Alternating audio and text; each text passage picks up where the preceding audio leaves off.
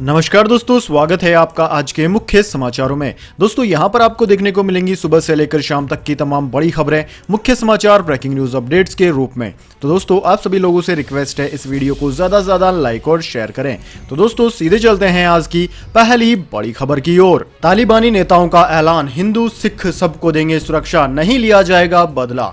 जी हां दोस्तों, अफगानिस्तान में 2 दशक बाद तालिबान लौट आया है। इसके बाद वहां के लोग दहशत में हैं, खौफ में लोग किसी भी तरह देश छोड़ना चाहते हैं। कुछ लोगों ने गुरुद्वारे में शरण ले रखी है। इसी बीच काबुल स्थित गुरुद्वारे का एक वीडियो सामने आया है। इसमें दिख रहा है कि तालिबानी नेता काबुल स्थित गुरुद्वारा साहिब पहुंचे। इस वीडियो को दिल्ली सिख गुरुद्वारा मैनेजमेंट कमेटी के अध्यक्ष मनजिंदर सिंह सिरसा ने शेयर किया। सिरसा का कहना है कि तालिबान ने काबुल के गुरुद्वारे में शरण लिए हिंदुओं और सिखों से मिलकर उन्हें सुरक्षा का भरोसा दिया है। तालिबान ने कहा कि किसी से बदला नहीं लिया जाएगा। सिरसा का यह भी कहना है कि अफगानिस्तान में जो भारतीय परिवार फंसे हुए हैं उनको लेकर प्रधानमंत्री कार्यालय में बात की है। वहां से पता चला है कि अफगानिस्तान में फंसे लोगों के लिए शुरू की गई नई स्कीम के तहत सभी के वीजा मंजूर कर लिए गए हैं। सिरसा का कहना है कि उनकी काबुल स्थित गुरुद्वारा कमेटी के अध्यक्ष गुरनाम सिंह से भी बात हुई। उन्होंने बताया कि विदेश मंत्रालय के लोग उनसे संपर्क में हैं और सभी के वीजा भी अप्रूव हो चुके हैं। अब काबुल से निकलने का इंतजार किया जा रहा है। इसी बीच दोस्तों पाकिस्तान से सटे अफगानी प्रांत कुनार की राजधानी असराबाद में गोलीबारी की खबर भी आई है। न्यूज एजेंसी राइटर्स के मुताबिक यहां अफगानिस्तान के स्वतंत्रता दिवस के मौके पर निकाली जा रही रैली में लोग अफगानी झंडा लहरा रहे थे। इन पर तालिबानियों ने फायरिंग कर दी, जिससे भगदड़ मच गई। इस हिंसा में कई लोग मारे गए हैं। इसके बाद दोस्तों अगली बड़ी खबर, राहुल गांधी का केंद्र सरकार पर हमला, कहा गरीबी बढ़ा रही है मोदी सरकार, न्याय योजना लागू की जाए। जी हां दोस्तों, कांग्रेस के पूर्व अध्यक्ष और सांसद राहुल गांधी ने गुरुवार को केंद्र सरकार पर देश में गरीबी बढ़ाने का आरोप लगाते हुए हमला बोला। उन्होंने कहा कि मोदी सरकार देश में गरीबी को बढ़ा रही है। इसके अलावा उन्होंने एक बार फिर न्याय योजना लागू करने की बात कही। राहुल गांधी ने कहा कि गरीबों को 6,000 रुपए की मासिक मदद देने की जरूरत है। राहुल गांधी ने फेसबुक पोस्ट में कहा कि मोदी सरकार देश में बढ़ा रही है गरीबी। 13.4 करोड़ भारतीय 150 रुपए प्रतिदिन से भी कम कमा रहे हैं। इन परिवारों को न्याय योजना के तहत 6,000 रुपए प्रति महीना क्यों ना दिया जाए। दोस्तों कांग्रेस नेता ने प्यू रिसर्च सेंटर का हवाला देते हुए एक चार्ट के माध्यम से यह दावा भी किया कि साल 2020 में 6 करोड़ भारतीय नागरिकों की आमदनी 150 रुपए प्रतिदिन की थी, लेकिन 2021 में यह संख्या बढ़कर 13.4 करोड़ लोगों तक जा पहुंची है।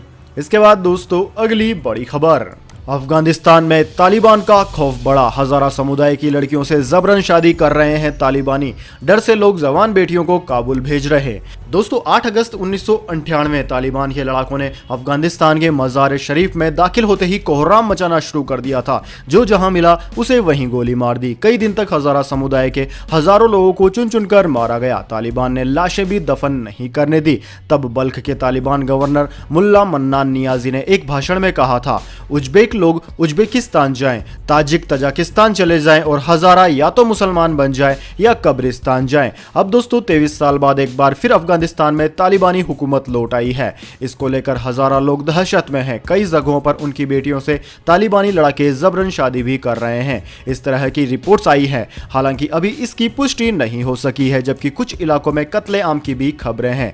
दोस्तों हजारा शिया मुसलमानों का एक समूह है जिनका दशकों से उत्पीड़न होता रहा है। अफगान आबादी के करीब 10% ये शिया मुसलमान दुनिया के सबसे उत्पीड़ित अल्पसंख्यकों में से एक है। अपनी धार्मिक मान्यताओं की वजह से भी वो निशाने पर रहे हैं। कट्टरपंथी सुन्नी उन्हें मुसलमान ही नहीं मानते हैं। इसके बाद दोस्तों अगली बड़ी खबर, अमेरिका के राष्ट्रपति बाइडेन का बड़ा फैसला, तालिबान के कब्जे के बाद अफगानिस्तान संग सभी हथियार सौदे हुए रद्द।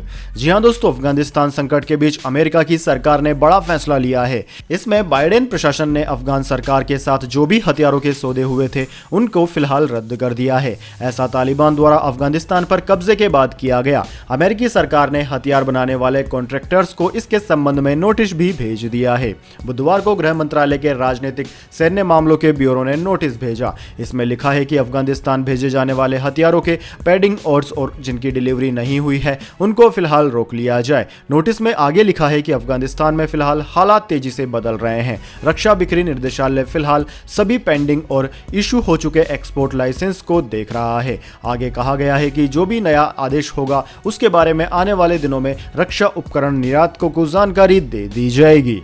इसके बाद दोस्तों अगली बड़ी खबर, अफगानिस्तान से गिरने वाले अफगानियों की कहानी। जिनकी छत पर लोग गिरे वह बोला ऐसा लगा ट्रक का टायर फटा, दोनों के चिथड़े उड़ गए, उनमें एक डॉक्टर था। जी हां दोस्तों, काबुल पर तालिबानी कब्जे के बाद वहां के एयरपोर्ट से झकझोर देने वाली कई तस्वीरें दुनिया के सामने आ रही हैं। 16 अगस्त की एक तस्वीर सबसे खतरनाक मानी जा रही है। काबुल एयरपोर्ट पर अमेरिकी विमान के व्हील्स में 2 अफगान नागरिक छिपकर देश से भागने की कोशिश कर रहे थे। एयरक्राफ्ट के टेक ऑफ करने के बाद ये दोनों सैकड़ों फीट की ऊंचाई से एक मकान की छत पर गिरे। दोनों के सिर फटे थे, जिसमें कई हिस्सों में बट चुका था। जिस मकान की छत पर यह दोनों गिरे वो एक सिक्योरिटी गार्ड का था। उसने इस घटना के बारे में बताया। दोस्तों 39 साल के इस सिक्योरिटी गार्ड का नाम वली सालेक है। वली ने कहा कि सोमवार को पूरा परिवार घर में ही था, बाहर निकलने के हालात वैसे भी नहीं है। अचानक छत पर धमाके जैसी आवाज आई, लगा जैसे कि कोई बड़ा टायर फटा हो। मैं भागकर छत पर पहुंचा, वहां 2 लाशें पड़ी थी। दिल दहला देने वाला मंजर था। दोनों के सिर फट चुके थे और जिस्म कई हिस्सों में बट चुका था। मेरी पत्नी ने यह देखा तो वो बेहोश हो गई। वली के मुताबिक मेरे पड़ोस में रहने वाला परिवार टीवी देख रहा था। वो मेरे घर आया और बताया कि विमान से 2 लोग गिर गए हैं। इसके बाद हम दोनों शवों को करीब एक मस्जिद के सामने ले गए। वीडियोस में तो दुनिया ने देखा कि काबुल एयरपोर्ट पर अब भी किस तरह के हालात हैं। हर कोई देश छोड़कर भाग जाना चाहता है, लोग घरों में बंद हैं। दोस्तों जिस एयरक्राफ्ट से यह दोनों लोग गिरे थे वो अमेरिकी एयरफोर्स का था। काबुल से जब यह कतर पहुंचा तो इसके पहियों में मानव शरीर के टुकड़े फंसे मिले थे। वली का घर काबुल एयरपोर्ट से करीब 4 किलोमीटर दूर है। उनके मकान की छत को भी काफी नुकसान पहुंचा है। यूपी कर्मचारियों के लिए 28% डीए का ऐलान, 1 करोड़ युवाओं को दिए जाएंगे स्मार्टफोन। जी हां दोस्तों, यूपी के सीएम योगी आदित्यनाथ ने प्रदेश के युवाओं और किसानों के लिए बड़ी घोषणा की है। सीएम ने कहा है कि चयनित किए गए 1 करोड़ युवाओं को पढ़ाई के लिए प्रदेश में स्मार्टफोन दिए जाएंगे। सीएम योगी यूपी विधानसभा में अनुपूरक बजट पेश करने के मौके पर बोल रहे थे। सीएम ने कहा कि युवाओं में स्किल डेवलपमेंट करने के लिए 3000 करोड़ रुपए के एक फंड शुरू किया गया है। ग्रेजुएट, पोस्ट ग्रेजुएट और तकनीकी डिप्लोमा करने वाले नौजवानों को इस योजना से जोड़ा जाएगा। उनकी जरूरत के अनुसार उन्हें फ्री डिजिटल सुविधा उपलब्ध कराई जाएगी। इस योजना में चयनित किए गए 1 करोड़ स्टूडेंट को पढ़ाई के लिए स्मार्टफोन या टैबलेट दिए जाएंगे। इसके साथ ही उन्हें कम से कम 3 बार प्रतियोगी परीक्षाओं की तैयारी के लिए भत्ते भी दिए जाएंगे। उन्होंने गन्ना किसानों के बकाये के भुगतान के लिए 1 लाख करोड़ रुपए जारी करने की भी घोषणा की है। साथ ही कहा है कि वकीलों के कल्याण के लिए भी जल्द ही फंड जारी किया जाएगा। इसके बाद दोस्तों अगली बड़ी खबर, अफगान की तालिबानी सूरत। टीवी पर महिला एंकर और विदेशी शो बैन, कुरान इस्लामी संदेशों का टेलीकास्ट शुरू, बाजारों में महिलाओं के पोस्टर पर कालीख पोती गई। जी हां दोस्तों, तालिबानी हुकूमत ने अफगानिस्तान की सूरत बदल दी है। महिलाओं को अधिकार और हर क्षेत्र में मौका देने की बात कहने वाले तालिबान ने महिला एंकरों पर पाबंदी लगा दी है। टीवी पर विदेशी शो का टेलीकास्ट रोक दिया गया है। सरकारी चैनलों से इस्लामी संदेश दिए जा रहे हैं। बाजारों में जहां कहीं भी महिलाओं की तस्वीरें दिखाई दे रही है उन पर कालीख पोत दी जा रही है। तालिबान ने अफगानिस्तान के टॉप मीडिया अफसर का कत्ल पूरे मुल्क पर कब्जे से पहले ही कर दिया था। अफगानिस्तान पर कब्जे के बाद तालिबान ने अपनी पहली प्रेस कॉन्फ्रेंस में वादा किया था कि महिला अधिकारों की हिफाजत की जाएगी, लेकिन 1 हफ्ता पहले ही अफगानिस्तान के सरकारी चैनल को ज्वाइन करने वाली महिला एंकर खदीजा अमीन को वहां के अधिकारियों ने निकाल दिया। चैनल के अधिकारियों ने खदीजा से कहा कि सरकारी चैनल में महिलाएं काम नहीं कर सकती। खदीजा ने कहा कि अब मैं क्या करूंगी, भविष्य की पीढ़ी के पास कुछ नहीं होगा। 20 साल में हमने जो कुछ भी हासिल किया वो सब कुछ चला जाएगा। तालिबान तालिबान ही रहेगा, वो बिल्कुल नहीं बदला। इसके बाद दोस्तों अगली बड़ी खबर, सड़क परिवहन मंत्रालय ने किया बदलाव, ट्रैफिक नियम तोड़ने पर अब पुलिस फोटो खींच नहीं भेजेगी चालान, वीडियो फुटेज होना जरूरी। जी हां दोस्तों, ट्रैफिक नियम तोड़ने पर यातायात पुलिस केवल फोटो खींचकर वाहन चालक के पास चालान नहीं भेज पाएगी। सड़क परिवहन मंत्रालय ने ट्रैफिक नियमों का सख्ती से पालन कराने के लिए नियमों में बदलाव किया है। अब पुलिस को यातायात नियम तोड़ने वाले वाहन चालक का चालान करने के लिए फुटेज यानी कि रिकॉर्डिंग अनिवार्य रूप से करनी होगी। इसके लिए परिवहन विभाग और राज्यों की पुलिस चौराहों, सड़कों और हाईवे पर डिजिटल उपकरण लगाए जाएंगे। सड़क परिवहन मंत्रालय ने देश के 132 शहरों को चिन्हित किया है जहां पर डिजिटल उपकरण लगाकर यातायात नियमों का सख्ती से पालन किया जाएगा।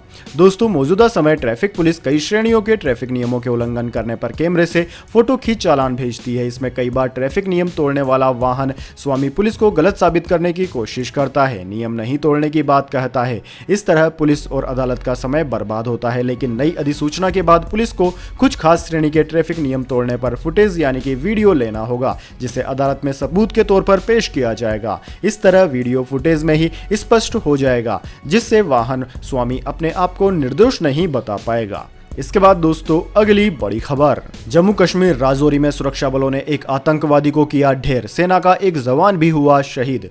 जी हां दोस्तों, जम्मू कश्मीर के राजौरी जिले में सुरक्षा बलों और आतंकवादियों के बीच मुठभेड़ जारी है। राजौरी के थन्ना मंडी इलाके में आतंकवादियों के साथ चल रही एनकाउंटर में सुरक्षा बलों ने एक आतंकवादी को ढेर कर दिया। हालांकि इस दौरान भारतीय सेना के जेसीओ भी शहीद हो गए।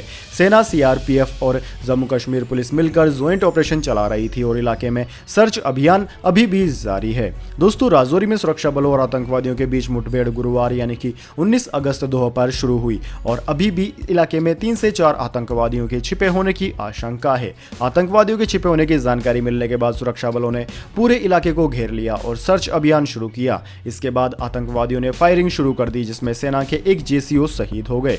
इसके बाद सुरक्षा बलों ने भी जवाबी फायरिंग की और एक आतंकवादी को मार गिराया। इसके बाद दोस्तों अगली बड़ी खबर, फ्रांस ने भारत के साथ निभाई दोस्ती, मुश्किल वक्त में किया भारतीयों का रेस्क्यू।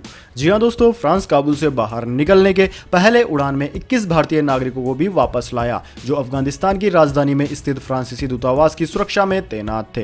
विदेश मंत्री एस जयशंकर ने भारतीय नागरिकों को काबुल से पेरिस लाने के लिए फ्रांस का धन्यवाद दिया है। बुधवार को भारत में फ्रांस के राजदूत इमैनुअल लिलान ने ट्वीट किया, काबुल से बाहर निकालने से संबंधित फ्रांस की पहली उड़ान में 21 भारतीय नागरिक भी मौजूद थे। प्रतिष्ठित गोरखा फ्रांस के दूतावास की सुरक्षा सुनिश्चित कर रहे थे। दोस्तों फ्रांस के राजदूत इमैनुअल लिनान ने कहा कि फ्रांस अफगानिस्तान से जुड़े घटनाक्रमों पर भारत के साथ सक्रियता से कोऑर्डिनेट कर रहा है। फ्रांसीसी विदेश मंत्री द्रिया और विदेश मंत्री जयशंकर के बीच हुई बातचीत के अनुरूप अफगानिस्तान पर खास तौर पर संयुक्त राष्ट्र सुरक्षा परिषद में फ्रांस भारत के साथ कोऑर्डिनेट कर रहा है। इसके बाद दोस्तों जान लेते हैं पूरी दुनिया और भारत में क्या है कोरोना महामारी की स्थिति। सबसे पहले दोस्तों बात करते हैं पूरी दुनिया की।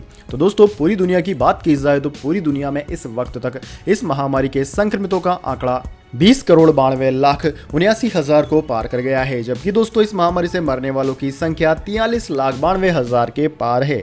दोस्तों इस महामारी से सर्वाधिक प्रभावित देशों की बात की जाए तो उनमें America, India, Brazil, Russia, France, United Kingdom, Turkey, Argentina, Colombia आदि देशों का नाम आता है। इसके बाद दोस्तों बात कर लेते हैं क्या है भारत के हालात, लेकिन उससे पहले मेरी आपसे एक छोटी सी रिक्वेस्ट है, अगर दोस्तों आपको अभी तक हमारी न्यूज़ पसंद आई है तो इसे एक छोटा सा लाइक ज़रूर दे दें, और अगर आपको पसंद नहीं आई है तो बेशक आप डिसलाइक भी कर सकते हैं, लेकिन दोस्तों लाइक और डिसलाइक ज़रूर कीजिए, क्योंकि दोस्तों यही हमारी मेहनत का फल होता है और इसी से हमें पता चलता है कि आपको हमारी वीडियो पसंद आई है या नहीं। तो दोस्तों जल्दी से जान लेते हैं क्या है भारत के हालात। दोस्तों भारत में इस वक्त तक 3,23,22,000 से ज़्यादा इस महामारी के मामले सामने आ चुके हैं, जिनमें से 4,33,000 से ज़्यादा लोगों की मौत हो चुकी है। दोस्तों इस महामारी से सर्वाधिक प्रभावित राज्यों की बात की जाए तो उनमें महाराष्ट्र, केरला, कर्नाटक, तमिलनाडु, आंध्र प्रदेश, उत्तर प्रदेश, वेस्ट बंगाल, दिल्ली, छत्तीसगढ़, उड़ीसा, राजस्थान, गुजरात, मध्य प्रदेश आदि राज्यों का नाम आता है। वहीं दोस्तों सबसे ज़्यादा प्रभावित राज्य की बात करें तो उनमें सबसे ज़्यादा प्रभावित केरला है। केरला में फिलहाल हर दिन लगभग 20,000 के लगभग मामले सामने आ रहे हैं। इसके बाद दोस्तों अगली बड़ी खबर, पीएनबी ग्राहकों के लिए खुशखबरी, 30 सितंबर तक लोन पर नहीं लगेगी प्रोसेसिंग फीस, डॉक्यूमेंटेशन चार्ज भी पूरी तरह माफ। जी हां दोस्तों, पंजाब नेशनल बैंक ग्राहकों के लिए बड़ी खुशखबरी है। पंजाब नेशनल बैंक 75वें स्वतंत्रता दिवस के मौके पर अपने ग्राहकों के लिए खास ऑफर लेकर आया है। पीएनबी यानी कि पंजाब नेशनल बैंक ने 30 सितंबर 2021 तक ग्राहकों से होम लोन पर प्रोसेसिंग फीस और डॉक्यूमेंटेशन चार्ज पूरी तरह माफ करने का ऐलान किया है, यानी कि आपको 30 सितंबर तक होम लोन पर प्रोसेसिंग फीस और डॉक्यूमेंटेशन चार्ज नहीं देना होगा। दोस्तों पंजाब नेशनल बैंक इससे पहले तक होम लोन का 0.5% प्रोसेसिंग और डॉक्यूमेंटेशन चार्ज के रूप में वसूलता था, लेकिन अब यह पूरी तरह फ्री होगा। दोस्तों आपकी जानकारी के लिए बता दें, पीएनबी अपने ग्राहकों को 6.80% पर होम लोन दे रहा है। इसके बाद दोस्तों अगली बड़ी खबर, बंगाल सरकार को लगा बड़ा झटका, कलकत्ता हाईकोर्ट ने चुनाव बाद हिंसा पर सीबीआई जांच का दिया आदेश। जी हां दोस्तों, पश्चिम बंगाल सरकार को बड़ा झटका लगा है। कलकत्ता हाईकोर्ट ने चुनाव बाद हिंसा मामले में सीबीआई जांच के आदेश दे दिए हैं। साथ ही कोर्ट ने एसआईटी टीम के गठन का भी निर्देश दिया है और राज्य सरकार को पीड़ितों को मुआवजा देने के लिए कहा है।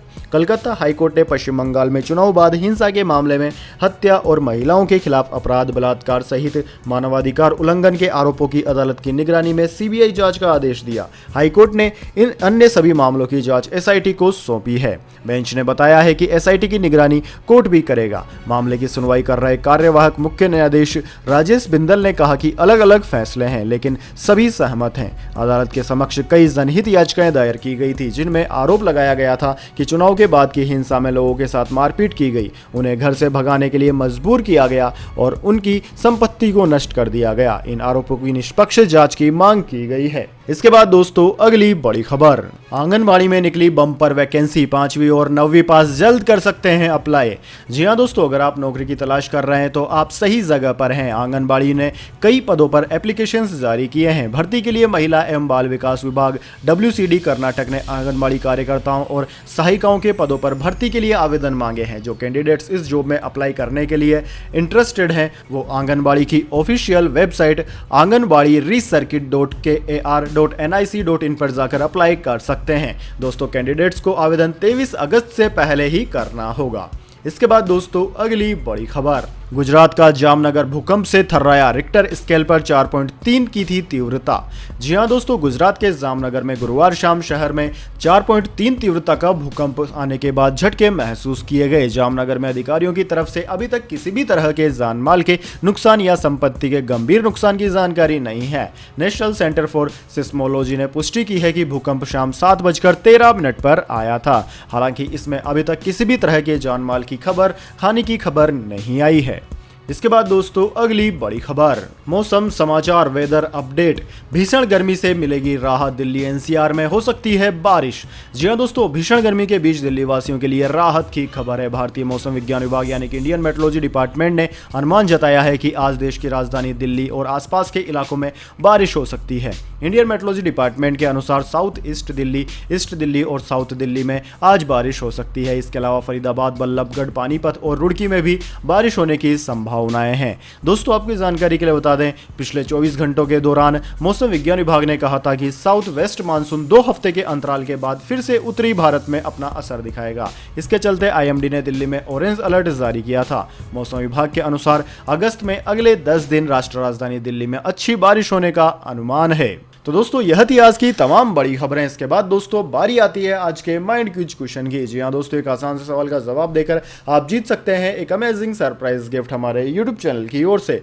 तो दोस्तों आज का सवाल आपकी स्क्रीन पर आ चुका है। दशहरे के कितनी दिन बाद दिवाली मनाई जाती है? जी हाँ दोस्तों, अगर आप जानते हैं कि दशहरे और दिवाली के बीच में कितने दिनों का अंतराल होता है तो जल्दी से कमेंट बॉक्स में लिख दीजिए। अगर दोस्तों आपका जवाब होता है एकदम सही और आप चुने जाते हैं लकी विजेता के रूप में तो आपको मिल सकता है एक अमेजिंग सरप्राइज गिफ्ट हमारे यूट्यूब चैनल की ओर से। तो दोस्तों जल्दी से अपना उत्तर कमेंट बॉक्स में लिख दीजिए, वीडियो को लाइक कर लीजिए और चैनल को सब्सक्राइब करके बेल आइकन भी दबा लीजिए। धन्यवाद। वंदे मातरम। जय हिंद, जय भारत।